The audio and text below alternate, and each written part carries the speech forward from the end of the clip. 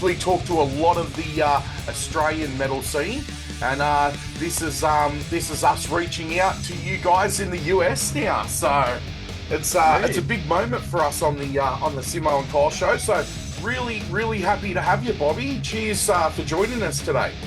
And you're the first. You're the first one as well. So first international. Yeah. That's awesome. Well, thank you for having me, and congratulations. Do you guys know To the Grave? Yes, I do know To the Grave. I'm a big fan, and I've seen them live many times at one of our local venues called the Cambridge. That's great. Yeah, they're our closest down under pals. Awesome. All right, Yeah. next time I see To the Grave, I'll say, Signs of the Swamp, send their love, dude. They're Yes, awesome. please. And they actually get right into the vegan side of deathcore too. A little bit like cattle decapitation. Okay. Yeah. Oh, Wow. yeah. Yeah, we've done many tours with them. Very surprising. Awesome. So cheers to have you today, Bobby. And I'll start off with I want to ask you a question about the new album. The fact that Rid Myself of the Truth feels heavier and more brutal than anything you've ever done. Can you walk us through some of the processes for this new album? Yeah, and I always tell people always ask about the writing process and like all this, is challenging or whatever. It's like our biggest thing is just time because we're such a busy band, which we're very grateful for. But it's hard for us to cultivate out the time to like dedicate just creatively to writing music because we are always planning for the next tour or whatever it might be. But yeah, I do a lot of writing here. I'm facing the other way, but behind me or behind you is the studio setup. I do a lot of writing here, and we do a lot of FaceTiming each other, like screen sharing, from the computer, and do a lot of writing that way. But it's so doable these days. Yeah, we used to, for years we just hang out, get together, and now we're all kind of grown up a bit and spread out a bit. So it's nice. We can all just kind of come with our ideas, get together, drag some stuff in, try some different things, and then yeah, we do a lot of the work in the studio. Like we like the studio magic, kind of like just forcing yourself to be in a box, Yeah. So. Well, I'm a little bit of a sound engineer myself, so I know what it's like being the guy sitting at the desk, recording the bands as well. And it's a creative process, and it's something you get right into where time just disappears. Oh yeah, we do usually I think like 10-hour days. Or we do 6 days when we go to Josh, our producer. We do 6 days a week, 10-hour days, and by the time you know it, the day's gone. Yeah, it's like you get through a couple songs and you're like, oh, all right, let's have lunch, and the day's over. That's brutal. But yeah, we try to we always try to do something a little new and different, every record. I've noticed some sounds like that in the new one. There's some really interesting stuff going on, dude.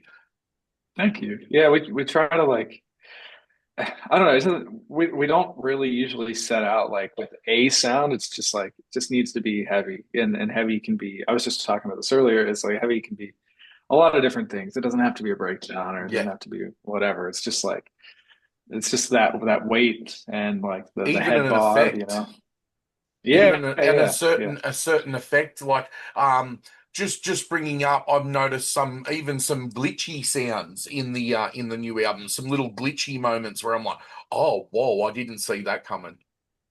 Yeah, no. we started doing. Sorry to cut you off. We started doing stuff like that like back in our second record, but it was really light, like just trying to learn how to use a DAW and use samples and like, oh, like we could cut that little bit here and that's cool, and that has just evolved over time to how accessible like VSTs and plugins and stuff are. Right.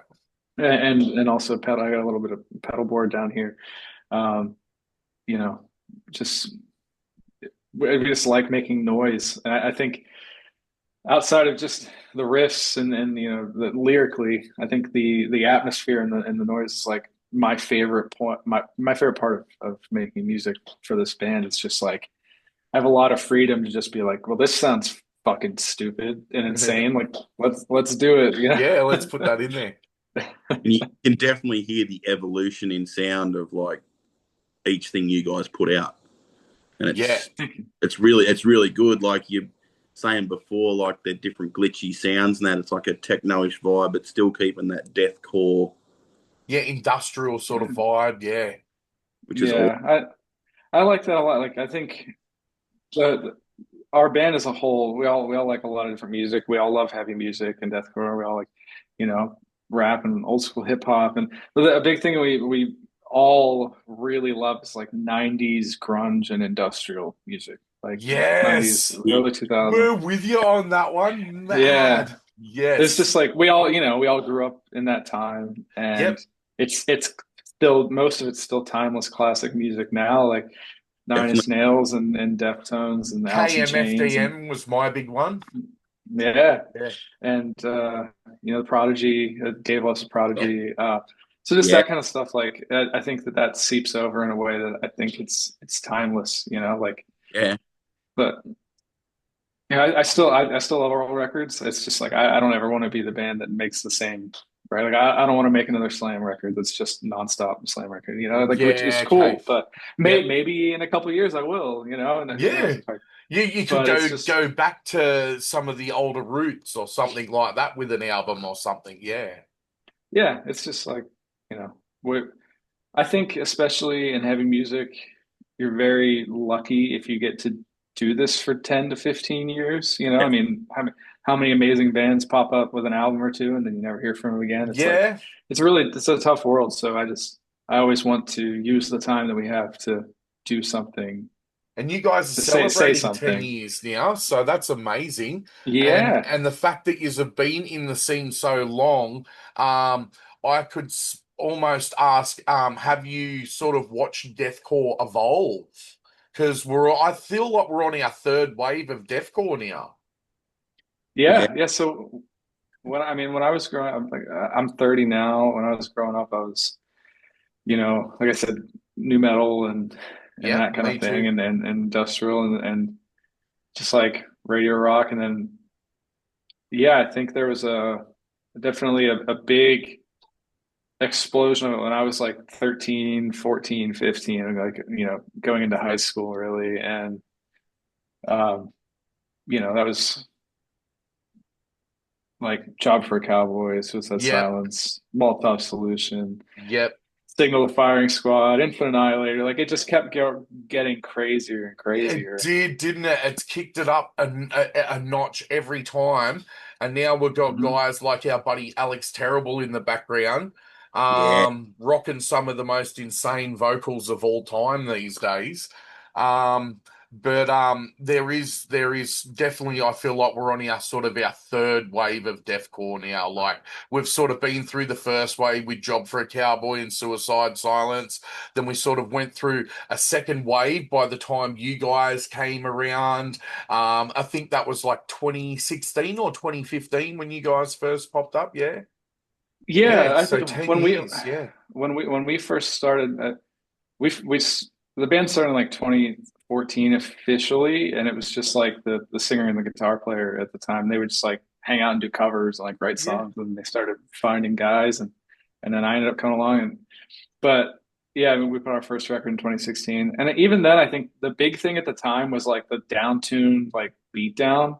Like, that was like the Yeah. huge thing at the time. Like, Traders was really popping off, Black Tongue, like that whole thing. And so when we did our first record, it was like kind of a mesh of that stuff, but also like old school, like brutal death metal. Like, we were Yeah, all really into like Pathology and Distant Tomb and like cool. uh Defeated Sanity and that kind of stuff. Just where when we got into the second record, it was like a little more slammy and a little less breakdown, and then it just kind of Yeah. kept going. And the third record was like a little more techy, and then it's just kind of like as we've gone, we're like, well, we like this bit from that record, and we like this bit from that record, and it's always kind of trying to Yeah. make the best out of those parts. I Yeah, feel yeah. My intro to you guys was definitely Viral Deprivation. That was yeah, 2019 for me.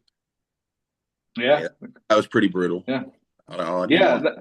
That was such a weird album for us. It was like, it was our first record with Dave, and it was our first time going into like a major studio. Ah, okay.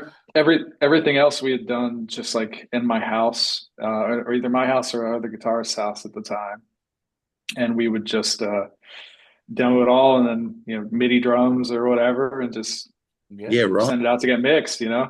So that was the first one that we were like, okay, let's go do it, right? And Yeah, it was nice. cool. The guys we went with were awesome, but it was just like we were way out of our depth, Ah, and okay. Yeah. we kind of went in like the songwriting for that was a lot of like somebody wrote this song and somebody else wrote this song. We didn't do a lot together. So if you listen to the record, it kind of has this weird flow of like these songs sound like they should be together. These songs sound like, but they don't all really feel like they should all be Ah, together. For me okay. personally, and Yeah. I love that record. There's a lot of songs on that record that I think set us up Yep. to the sounds that we are now. Like that was a big turning point for us, I think. But yeah, it's a weird one to look back on, just because it was kind of like it was the one that we really broke out, like started touring a lot on, but it's also not one that people generally, I think, listen to as much as the other ones. So, Yeah. so it's Okay. cool. Nice. Okay.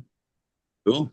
Awesome. So I got a question. So with the Australian tour coming up next year in March in 2026, what can all sort of like us as fans and all The the other groups, Australian audience. Yeah.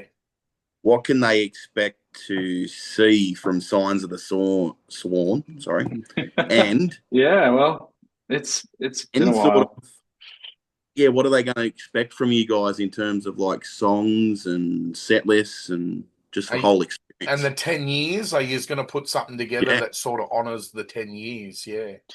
Yeah, that's actually I haven't even thought about that, to be honest with you, Oh. because this has all been moving really, really fast. Like we had just really confirmed like a few days before it all got announced, so we haven't put a whole lot of thought into the set list yet. But it's since the last time we were there, we've put out two albums since that time. Yep. Yeah, So we've nice. got a lot of songs, and really now we're going into 11, 12 years of being in the band because that decade tour was last year, and Yep. it's so we always try to pick some older exciting songs Yes, that's what I was when it hoping. when Yeah, I well like. yeah we try to, especially when it's somewhere we don't get to go a lot, because a lot of the times I find that the people that probably most people probably found our band from something from 10 years, not 10 years ago, but 8 years ago or something. Yeah, Yeah, yeah. Well, So that was I what it don't, was for me. Yeah. yeah. So I don't, it's a weird line. Like, to be perfectly honest with you, there's a lot of those older songs that we don't enjoy playing that much, or we play them here in the States because we tour so much here in the States that when we play those older songs, people don't really care for them as much as the newer Oh, stuff okay. because so for when we did the decade tour, that was kind of the whole point. It was like, people ask us to play these older songs and we don't usually get to because we're always playing the music. So we're just going to dedicate, to this, to like a career spanning set list.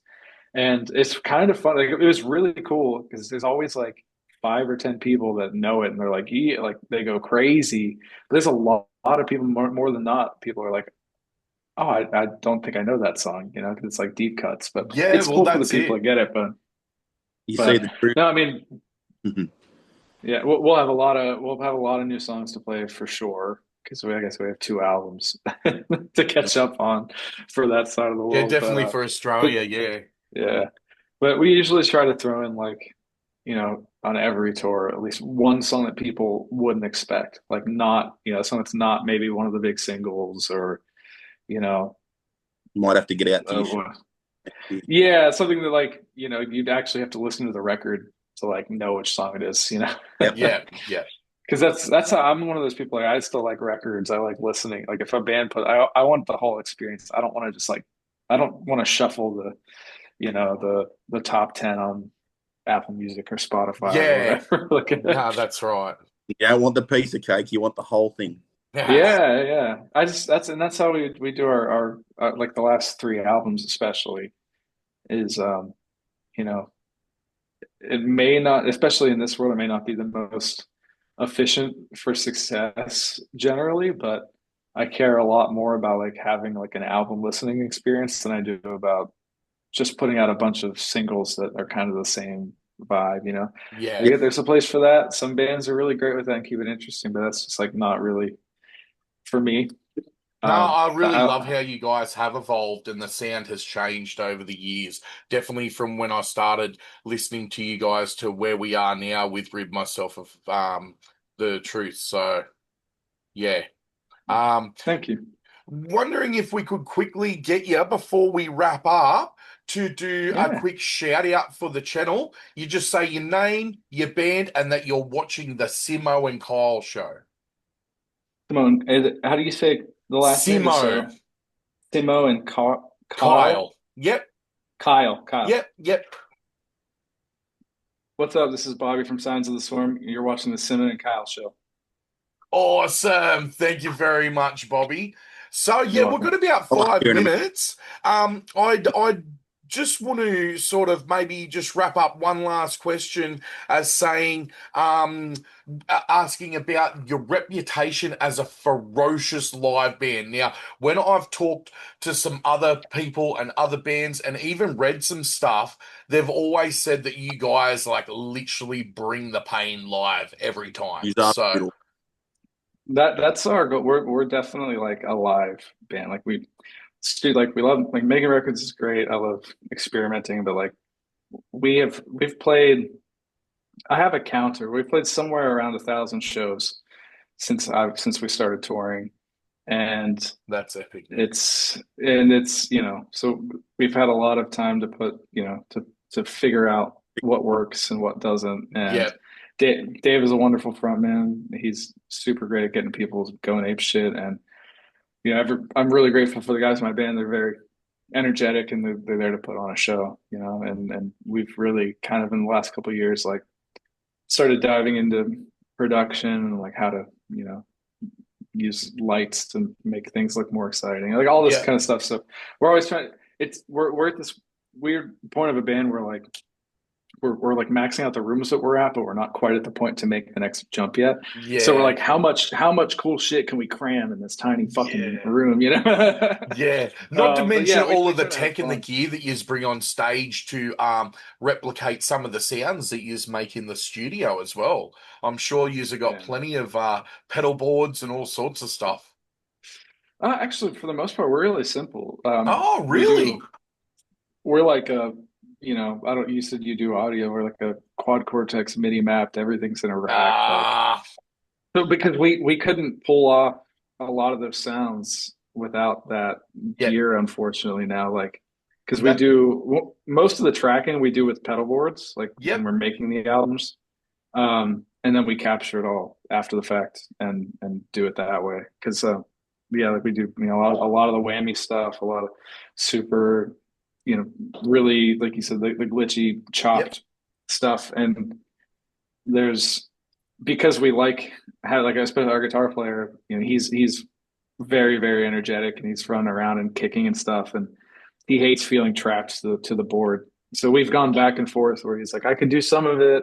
I like doing these like little things, but it we like people on stage too. We like stage diving. We're not a barricade band, like yep, because that's what we came up in. Like I miss like the hardcore deathcore days, like people yep, on stage fighting and beating each other up, and yeah, that's man. like I know we don't. Not all of our music anymore is conducive to that, but we try to keep the live show like a vibe, where you have those moments that it feels right. And yeah, his stuff would get stepped on and shit all the time, so we just stopped doing it. Yeah, okay. So, but So yeah, you said just before, just quickly, like with this out, with the newer album you've got, is you're like being a drummer myself. I'm curious to know, it's nice. all sort of, is it all precise, intense, and nice, or do you play more by feel? Yeah, I do a lot of the writing. I do programming, and then I track it all live. But a lot of the writing I do programming, and then I try to take that and take it to the kit, and then make it feel like me. Yeah, So no, it's, programming is like it's such a great tool because if I Yeah, it's like need mapping to, out what you want to do. yeah, I can sit and write a song in a day versus it would take me a day just to come up with a drum part at the kit, like a really like um purposefully tailored drum part. But being able to sit and like visualize it, obviously it's great. But yeah, when we're tracking, I do. We try a lot of things. We try a lot of stuff. Try a lot of different things, and I Yeah, I've even heard that you try some stuff like hitting trash cans or like closing the yeah boot of a car really loud, yeah and you'll yeah record yeah those sounds and drop them in. yeah. That one I can't take credit for the car one. That's our producer Josh. It's all over our stuff and Lorna Shore, like most of those ridiculous snare bombs and or not snare Yep, bombs, the like the swoosh 808s that he does. yep, Most yep. of those are a car door Yeah, shutting wow, I and a love that. yeah It's so unique and adds a different flavor. And even back in the day, I think Tool used to do some weird stuff like that. Like they smashed a yeah they clock still and then do that. they played that yeah back in slow motion, all sorts of stuff. yeah. We do. I used to do a lot of stuff in my the home I used to live in my basement. And it was like a really industrial, unfinished basement, and I would just like tap on shit and use those to make all kinds of sounds before I could afford, VSTs and stuff like damage drums and whatnot. Like Yeah, I couldn't, yep. I could I didn't have $400 to spend on a plugin, so like, No, okay, how that's can I right. make this like little thing, Um, I Hell love yeah. it. yeah, we try to do a lot of just fun shit like that. But yeah, I mean the drumming, I think live it's way more about feel. Like I try to play the parts, obviously, like the kicks have to be because like we're such a like a syncopated band. The kicks have to be there for the guys to latch onto and for the music to sound right. But like Yep. we try to do, we try to make the live experience a little different. We had some interludes. We make fresh, every for every tour we make a fresh set, like from the ground up, like Yeah, Yeah, hell from the right. yeah. beginning to the end, like Pretty cool. between every song. Same Yeah, set.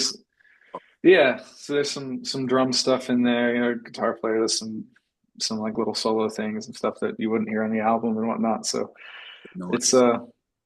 yeah, it's music, man. I just want to have fun, Yeah, you know. that's it. That's awesome, Bobby. So I think we're getting close to time for the day now. Um, but did you have other ones you got to go off to, Bobby, or you've got another minute or two? No, you were my last one. You're my Okay, fourth and final for the day. cool. Well, is You're there any chance I could when ask you one first, bonus question? you're first and last. No. Yeah, absolutely. So, talking again about deathcore and over the years how it's evolved. Do you feel like a deathcore has sort of evolved around you guys while you are still doing your own thing? Like you're seeing different things happen in the deathcore scene. Like a band just bringing up a totally out there band that's a little bit more Thorly, but Marah. Have you heard of Marah Oh before? yeah, Yeah, so yeah, they're they're doing great. like totally different stuff and really like sort of reshaping the scene. This is what I've mean. I feel like we might even be going into a fourth wave. Yeah, there's always more to be done. It's the one thing that like I said before, with time, I have a hard time struggling with is I don't get a ton of time to just sit and try new sounds. Usually, it's like about 6 months or so before we go into the studio, and I'll have a couple ideas floating around here. That like I have a couple songs tracked or whatever, but usually that's about the time when we're like, okay, I really need to start thinking and trying and just getting stuff out of my head. Yep. And I'll usually spend most of that time just making dumb sounds. And then I get a couple months out and I'm like, fuck, I really need to like put a record together here. Yep. So so you take those so but sounds and start incorporating them. yeah. Yeah. That's That's we tour so much that it is hard for me to personally find a lot of time to explore. But so I do get to like you said, I'm very appreciative. Like the records have all evolved in the last couple of years, but not as much as I think I'd like to. Like with something like that, like you'd Mirage, be like it's nearly so like it eight out. albums in now, wouldn't you? 7 albums, a Seven couple albums. singles, and a Yep. couple, you know, No. There you go. So wow, it's I can't believe I've been listening 6 to you guys albums. since Yeah. 2019, and here we are in 2025 already, and we're up to album number 7. Wow. Yeah. Or oh, wait, I'm so sorry, 6. Oh, album But number it's fine. 6. Yep, you're Yeah, right. yeah. But six albums, a couple singles. Yeah, No a But couple worries. yeah, of I singles, mean, CPs. we've got enough. We have enough unreleased songs that we can do all another You just release at this point. or it's all good. You two. Yeah, but yeah, man. I mean, there's like I said, I'm still I would consider myself still pretty young in the game, but I'm like I said, I'm 30 now. We're going on 12 years. And it's like it is a generation. There's so many awesome young bands Yeah. popping up. Like every year, there's a new great Yeah, band there's a new that's cool, yeah. yeah, and they're doing something that I never would have thought to do, and it's cool. It is really like familial, you know, like um, Like just the Lorna's way. doing the symphonic thing. They do the symphonic thing, like Yeah, man. I think we saw, you know, like when I was growing up and going to see shows, and now I get to tour with those bands. It's cool to see like that, you know, they influenced us. I think in a small way, you know, we influenced them, and then it's this like this thing, you know. And there's Oh, bands that come up that I meet kids on the road that you know are starting bands, or you know, we've toured with bands like they're like, I was listening to you in high school, and I'm like, I was only in high school 10 years ago. How is that possible, you know? But they're like, you know, 20 years old, and they might have found us when they were 13 or something yeah. now, which is just crazy. And other starting bands, and they were inspired by us, and if they're sick, that probably will inspire me. And it's cool, man. It's this forever cycle of like things happen around you like that, and Like you I know, said, the scene has changed so much. Like for me, remembering back to Job for a Cowboy, Suicide Silence, I was about 27, but now I'm 39, and like I said, we're going into some sort of fourth wave of deathcore now. Um, Everyone's got bigger breakdowns. Everyone's got deeper roars. Everyone's got a more intense vocal technique. Um, it's basically the heavy arms race of metal, isn't it? yeah. Well, that's kind of the thing. We've. I don't want to say it's not so much an afterthought or anything. We still notice it, but we've stopped thinking as much when we're writing about like, How brutal it is, or something. yeah, yeah, like oh, this needs to be this way, this needs to be that way. It's been a lot more the last two records. It's just been a lot more about like finding a vibe, you know, Yep. finding a vibe, making a record. The one thing that we always focus on is the head bob. You know, like I want you to be able to bob your head the whole time, like no Yeah. matter what, no matter what's happening, unless you know, we do the big dropouts or whatever that's supposed to surprise you. But you know, it's not so much like you know, a band like Lorna. It's more so about just like the fucking windmilling, like you know, Yep. whatever. That's It's exactly right. That's what I mean. The heavy right. That's arms the kind of race. thing. Yeah. Yeah, exactly. There's some different things, and they have those moments where it's just like that crushing. It so when those moments happen for them, it feels a lot more like pressure. You know, like it feels like you have to bob your head to that thing, right? So Yeah. I think that's the thing I think that we focused on more is like, you know, we know what sounds that we have in our arsenal with Dave, and you know, he's always pushing himself to do more interesting shit Yeah. and more He exciting stuff. he's But doing he some pretty also, exciting stuff on Helmus Femi. Like I yeah, remember, and I heard just some of his growls, and I'm like, I haven't heard someone do it like that yet. That's awesome. yeah, I that's was it's like, brutalness and the intent of it. I was like, wow, that is absolutely brutal. yeah, it's the battle for us of like trying not to fall into a trend with it, because I mean it, you know, it's you can say anything's a trend. It's a genre of music. That's why it's a genre of Yeah. music. That's what it sounds like, you know, or whatever. But we try not to fall too much into one thing. Like the goal is just to be a heavy band, and that's whatever that might be at the time is I whatever love it that. ends up being. Yeah. So All right. Well, cheers heaps for coming on today, Bobby. We really Of course. appreciate it, and it's give me a whole new lease of life on your music, because I actually went and did a whole heap of exploring over the last few days. Because, like I said, I started with viral deprivation, but there was a few there in the middle that I missed. So I had a bit of a Nice. listening fest over the last few nights, and I've just got to say, it's just made me an even bigger fan, and I can't wait for the tour. I'll come out and see you guys when you hit Sydney with Born of Osiris in March. Hell Definitely. yeah. Make it, Crowbar, right? Yeah, the Crowbar. Yeah. So Alright. we're in Newcastle, but we're about 45. 2 hours south of Sydney. So yeah. It's great. not a problem for us to come down and see you. So if you see me and Kyle at the show, we'll come see you, man, and we'll come get you to do another shout out for the Simmo and Kyle show. Yeah, for sure. Make sure you if you can remember, hit me up and like on Instagram or something, so I don't forget. I'll make For sure. sure, man. We'll definitely have another talk next time too. Awesome. Well, I appreciate you guys. All right. Well, we appreciate you coming on, and we can't wait to see you guys in March. Yeah, it was awesome. Hell yeah. And Thank you, everyone, guys. just for the channel, make sure you go check out Signs of the Swarm with Born of Osiris in March at the Crowbar. Hell yeah, boys.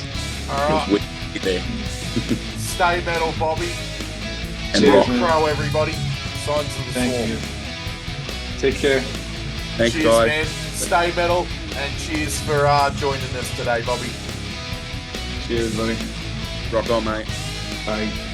Cheers.